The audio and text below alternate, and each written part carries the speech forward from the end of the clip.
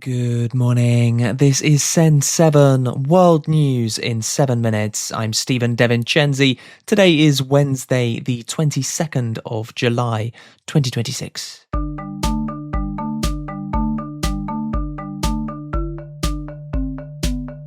Starting in Europe today, France's parliament has voted to ban social media for children under 15. The ban is scheduled for September, meaning that France will probably be the first country in Europe to enforce a ban on social media for children. Romania's president, Nicosur Dan, has said that Russia is most likely responsible for an attack on a ship carrying chemicals close to Romania. Dan said that the ship was travelling from Egypt to Ukraine when it was hit, and that Romanian authorities evacuated everyone on board, including 3 injured members of crew. Close to the United Kingdom, a Russian warship fired its main weapon in a live fire exercise yesterday. In his first day on the job, the new Defence Secretary, Wes Streeting, said that the action was performative and irresponsible. In Ukraine, Commander-in-Chief of the Armed Forces Oleksandr Syrskyi has been removed by President Volodymyr Zelensky. Over the last week, there were protests against the removal of Defense Minister Mikhailo Fedorov. Many protesters demanded that Fedorov be reinstated and Syrskyi be removed instead. Zelensky named Major General Mikhailo Drapatyi as the new Commander-in-Chief. In Austria, the building in which Nazi leader Adolf Hitler was born is being turned into a police station. Officials from the town of Braunau have said that they hope that converting the building into a police station will stop it from being a pilgrimage site for neo-Nazis. Africa. In São Tomé and Príncipe, President Carlos Villanova has won a second term as president, winning 56% of votes, according to preliminary results.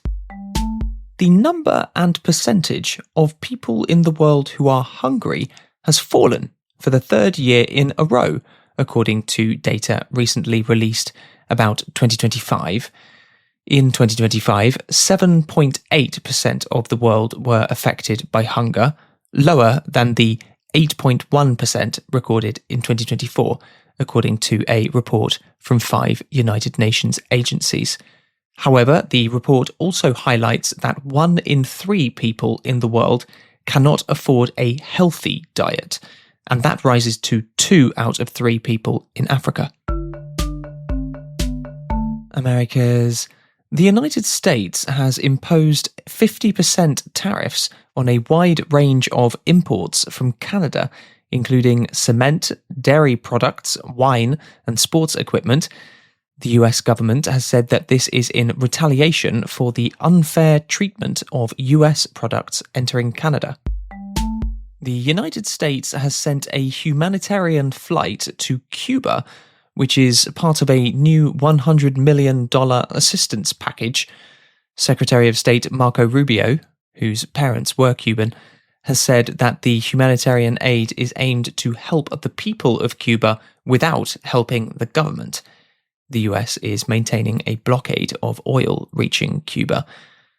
Spanish hotel chain Melia has said that it is stopping operations in all 34 of its hotels in Cuba at the end of this week because US sanctions are making it impossible to run them. Asia. The United States military has said that it has conducted a 10th night of strikes on Iran, saying that it hit drone and missile launch sites, command centers, air defense systems, and naval capabilities. Kuwait has said that Iran hit a Kuwaiti oil tanker in the Strait of Hormuz on Monday night, injuring crew members. Bahrain and Jordan both said that they intercepted Iranian air attacks yesterday. In Lebanon, the Lebanese army will take control of 3 villages in southern Lebanon as part of a pilot scheme agreed by Lebanon, Israel, and the United States.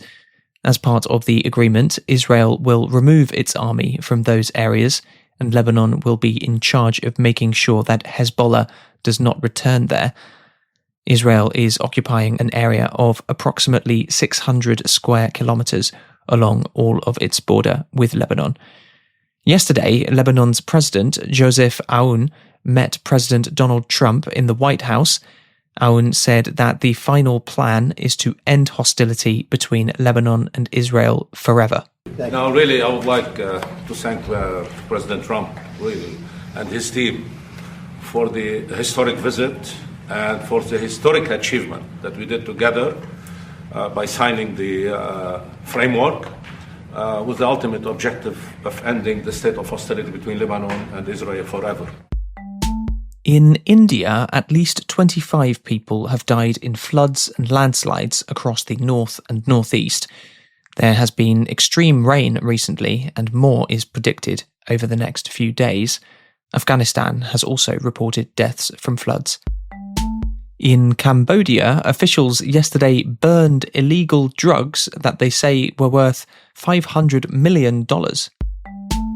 China and the Philippines have accused each other of provoking confrontations around the Spratly Islands, which are claimed by both China and the Philippines.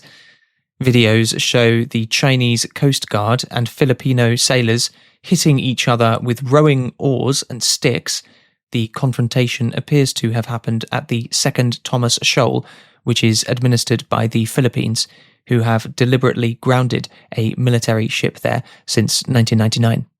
And in Australia, a woman has given birth to identical quadruplet girls, something which doctors have said is about a 1 in 15 million case.